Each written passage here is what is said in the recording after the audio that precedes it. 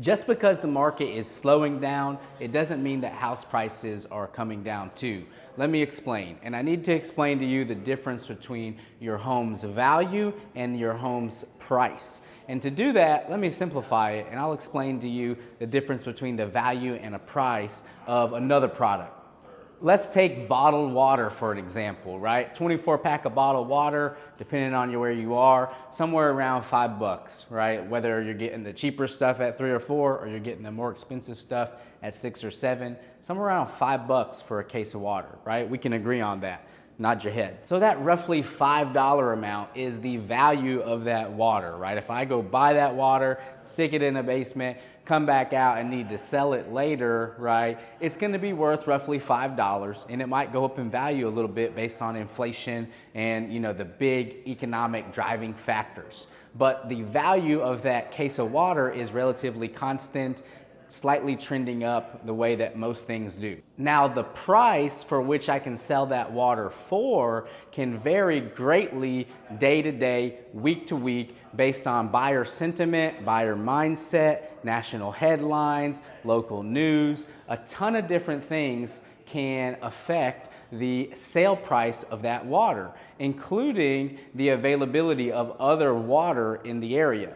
Let me give you an example, right? Let's say we get news that Category 5 hurricane's gonna hit North Carolina coast and come aboard, and it's gonna greatly affect Sanford over the next couple days. There's a potential that we could lose power for a week or two, right? The national headlines, the local news, the buyer mindset is going to change, and all of a sudden bottled water is going to become something that people desire very greatly in a short term, right? So if the stores run out of water, or it becomes difficult to source these bottles of water, then all of a sudden that case of water that you had in your basement, you could probably stand out on the side of the road with a sign that says $10, and you could sell it for that. So you're able to get a higher price for that bottled water during that time. But the value of that bottled water didn't change, right? The market price, the price people were willing to pay, the amount of that value that you were able to capture went up dramatically in the short term.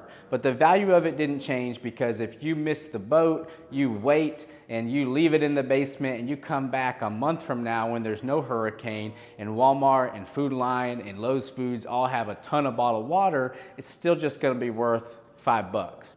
So let me take it back to housing values and housing prices, right? The value of your home has been trending up for the last decade, right? Ever since the crash in 2008 and the recovery after that, your home's value has been trending in the right direction for the last decade, because the big key factors that influence it, supply and demand, and the demographic trends like the millennial generation and the Gen Z generation that are huge population bands, huge amounts of people who are entering their prime buying years, right? The time in which they buy their first house, and then they sell that house and upgrade and buy their second house. We got this huge, the largest population demographic right now moving into their prime buying years. It's going to keep the demand for homes high for the foreseeable future.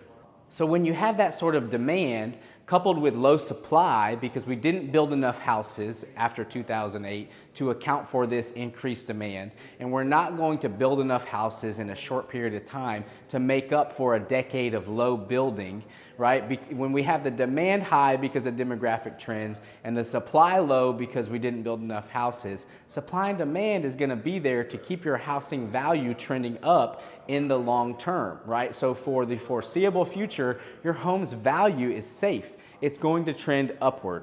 But in the short term, when we had artificially low interest rates because the government was trying to stimulate spending to help us, to keep us from going into a Great Depression, right, or a huge recession during COVID, then we had artificially inflated demand, which caused housing prices to go up in the short term.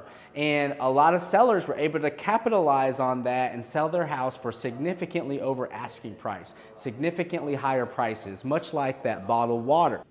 But just like the hurricane passes, so did the frenzy of 2020 and 2021. And the market slowdown that we are experiencing is a return back to a normal market. It's a return to normalcy. Your house's value is not going down because of that. Your house's value is going to continue to trend upward because of the key driving factors. But the price at which we are able to sell your house is something we have to focus more on now than we did in 2020 or 2021.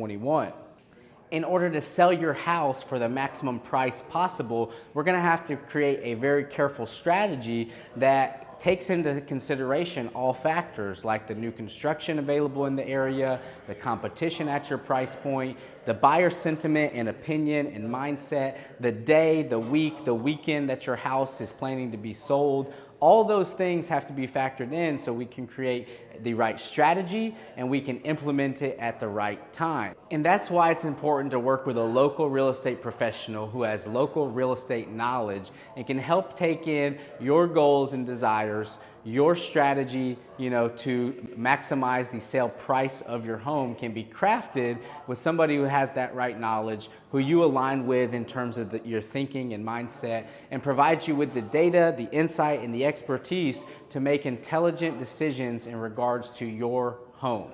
So if that makes sense for you and you want to make a move, whether it's this year or next year or 2 years from now, I'd love to connect with you. You can find me on our website, sanfordsurrounded.com, or Sanford Surrounded on all major social platforms. Shoot me a DM or give me a call. My phone number is right here, 910-644-4801.